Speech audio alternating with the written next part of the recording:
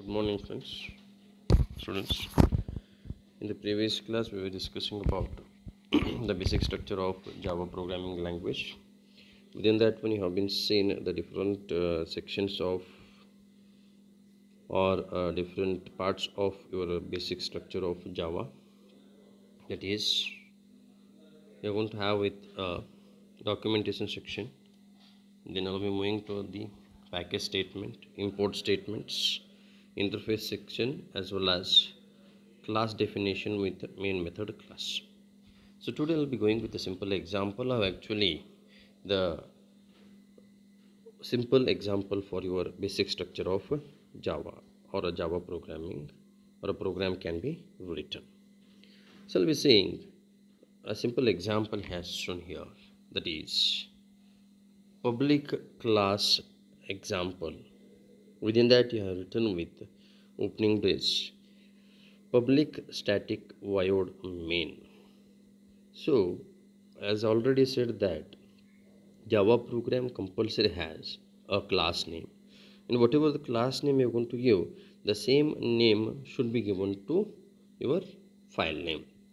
And when something class has accessed or used with void main means that is nothing but called as main method class. Means compulsory main method should be defined with the class name, and the same name should be defined to your file name. So you're going to have a statement here, public static void main within a bracket string args. Why within a bracket they are written?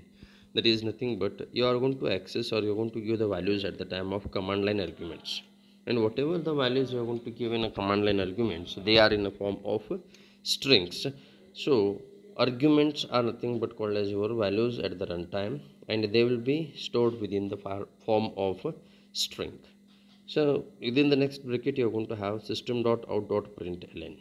System is nothing but called as a class, where out is nothing but called as an object, and dot println is nothing but called as a function, which is nothing but called as a printf of your C programming language.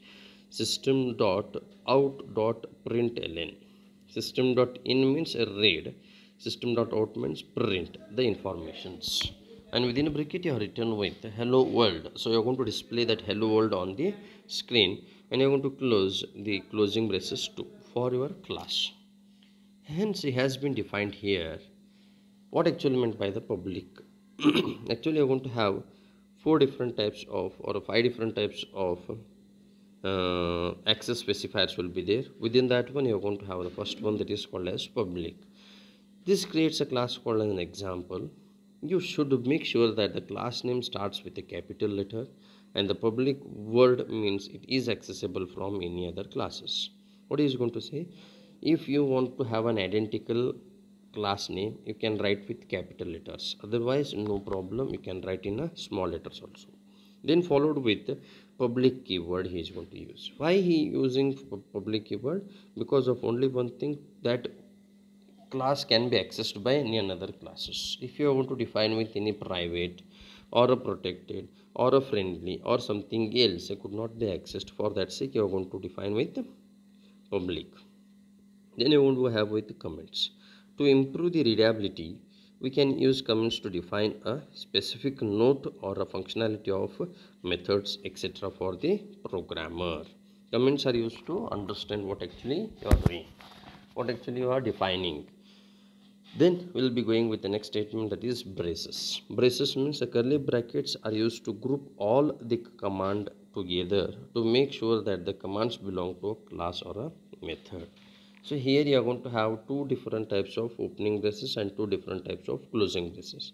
Opening braces means begin of the program, and closing braces end of the program. Then lastly I am going to define with a statement called as public static void main. When a main method is declared public, it means that it can be used outside the class as well. Public means can be accessible anywhere within the particular program where you are executing that particular code.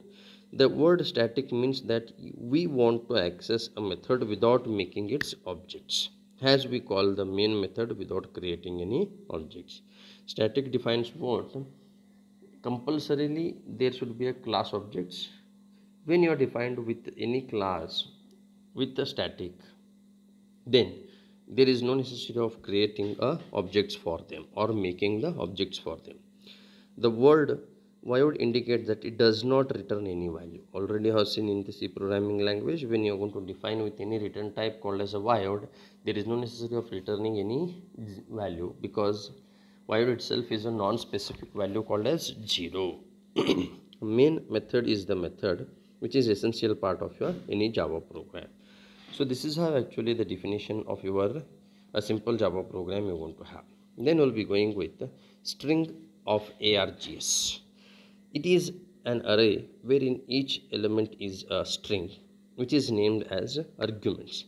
If you run the Java code through a console means displaying or defining or printing or anything else you want to do. You can pass the input parameter.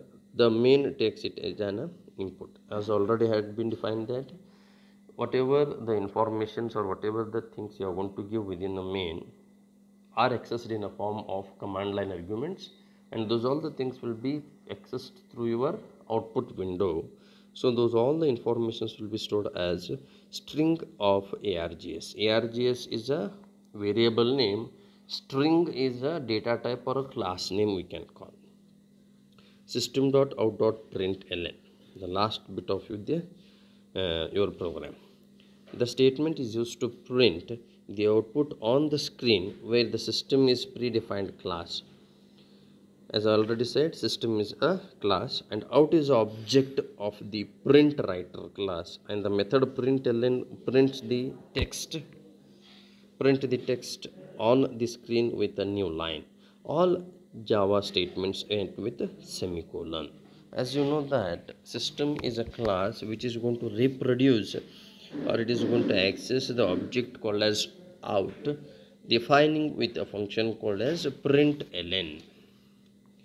Then a simple program here has been given. You just go through the simple examples how actually it is going to be defined for adding two numbers. Here adding two numbers are defined with the public static void main string args, means there is no any arguments you are going to read at the time of execution. Direct you are assigning the values here. Int num1 is equal to 5, num2 is equal to 15, and sum is equal to num1 plus num2. So system.out.println, so answer you are going to display with what? 5 plus 15 is equal to 20. And hence the same example you are going to have here, calculating circumference of a circle. You just go through the information here, that is how you are going to define an scanner class. Static scanner means reading the information at the runtime.